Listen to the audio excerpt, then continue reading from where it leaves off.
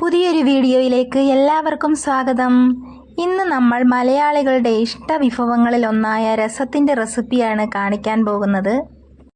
തക്കാളിയൊന്നും ചേർക്കാതെ സൂപ്പർ ടേസ്റ്റിയിൽ ഒരു രസം എങ്ങനെ തയ്യാറാക്കിയെടുക്കാമെന്ന് നമുക്ക് നോക്കാം.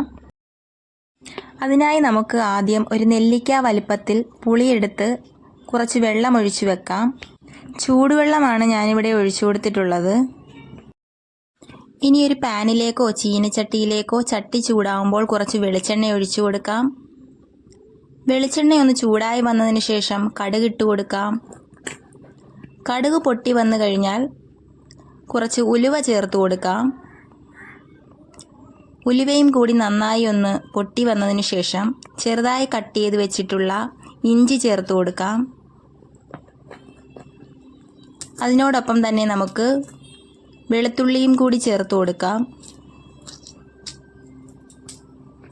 ഇനി ഇതിലേക്ക് ചെറുതായി കട്ട് ചെയ്ത് വെച്ചിട്ടുള്ള ചെറിയ ഉള്ളി ഇട്ട് കൊടുക്കാം.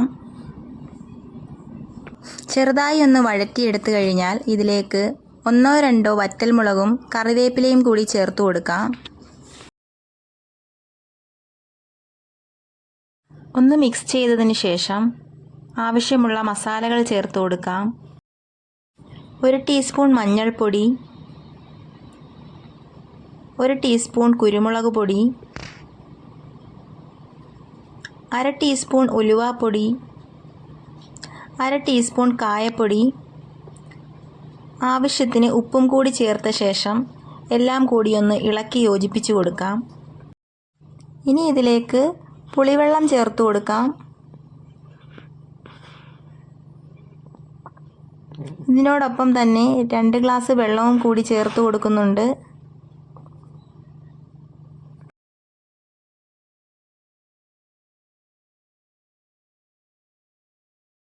ഇനി നമുക്ക് മൂടി വെച്ചൊന്ന് തിളപ്പിച്ചെടുക്കാം.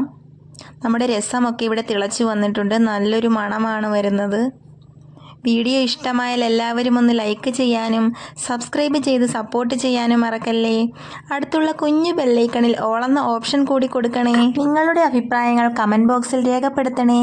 അടുത്ത ഒരു ഉപകാരപ്രദമായ വീഡിയോയുമായി കാണും വരേക്കും താങ്ക് യു.